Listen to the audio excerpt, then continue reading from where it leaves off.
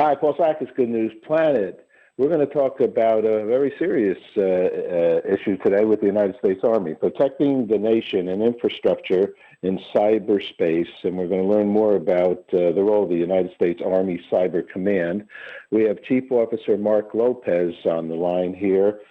Thank you very much, Chief Officer, for going to take a few minutes to explain to us what is Cyber Command. How are you today? Oh, I'm great. Good morning to you. It's a wonderful opportunity to be here. Thank you so much for your time. Well, we all appreciate it. We all appreciate the very important work that you do. And tell us about Cyber Command. And I guess we all wish that we didn't have to have Cyber Command. We all just loved each other and worldwide. But unfortunately, that appears to be not the issue at this moment. So tell us how, the United States Army is helping protect us all. And you sure Absolutely. do. Thank you. All right. And so, actually, when the Internet was founded, it was on an open, freely be able to express and exchange ideas. And unfortunately, we're at a point where people have leveraged the Internet to take advantage of these systems. And that's why cybersecurity really is so important. It really underpins our modern way of life. I mean, think about the last time you filled your car with gas, last time you made an online purchase, or even the last time you went to some kind of office where somebody made a decision based on information that was in front of their screen.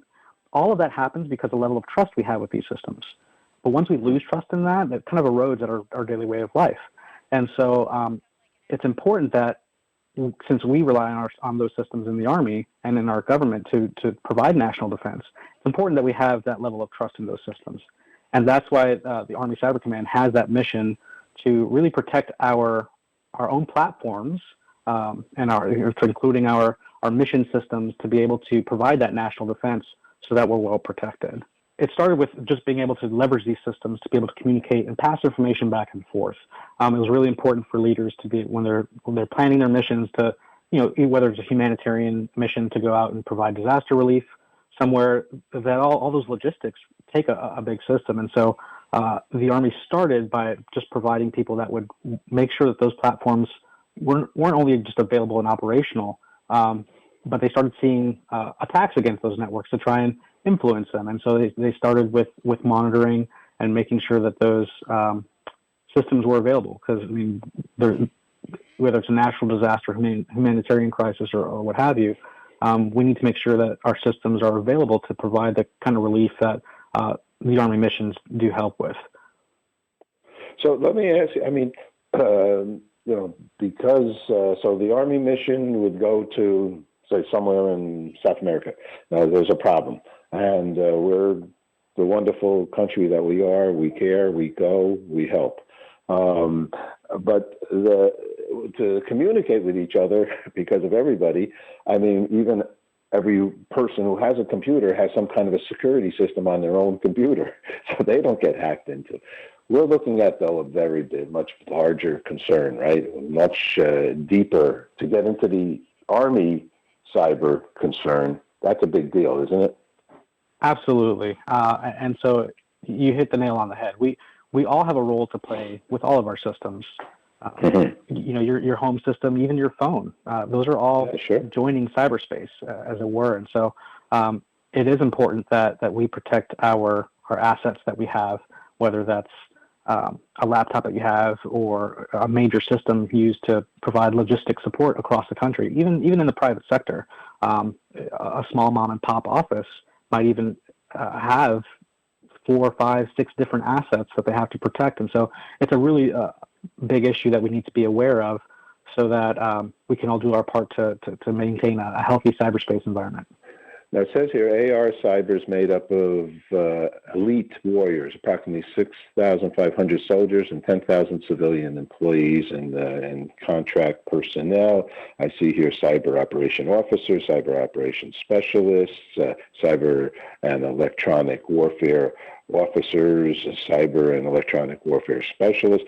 So are these opportunities for those that want to help out here? Absolutely. Yes, absolutely. And so there are a few different ways to serve, as you mentioned. So cyber operations specialists are enlisted soldiers who can go into any recruiting station and say, hey, I'm interested in this kind of job. And they're the ones that are providing both the network defense of these systems that I've been mentioning and talking about, and also when we have to take the fight to the enemy and provide some offensive support. They're the people who do that. The cyber operations officers are the ones that provide that leadership and expertise in that area to make those missions successful. So let me, someone that works on cyber, I mean, I have my own company. I call it in a loving way, techies. Right. I know how to make a TV show, but I know where to point a camera, but I sure as heck don't know how to do the back end that much. A little, right. After all the 23 years I'm on the internet. But you got guys that know how to, and girls that know how to code. You have people. So what kind of skills do you need to get into these areas? Oh, that's a fantastic question. I'm so glad you asked. And so the Army actually will provide you with those skills. Wow. If you have to have that interest. It has to be something you're interested in. And so when I was younger in the 90s, there was America Online. Everybody would get a free disc in the mail. And I remember being so excited getting that and trying to say, how do I put this in my computer and get onto the internet? So it was really that interest. I didn't know how to code at that age. I didn't any of that. But through my career, through the opportunities I've been able to take advantage of in the Army, I have learned how to write programs. I've learned how to defend networks. I've learned about the internals of the operating systems. I'm one of those techies you're talking about. I like to call myself a big nerd who really just likes this stuff. But yeah, so the Army will provide those skills for you. It's really just that initial interest, that spark, and we'll be able to mold and shape the kind of professional we need. Well, we thank you very much, Chief Officer Mark Lopez, for your service to the country and for this very important work. Is there a place that people can go to learn a little bit more?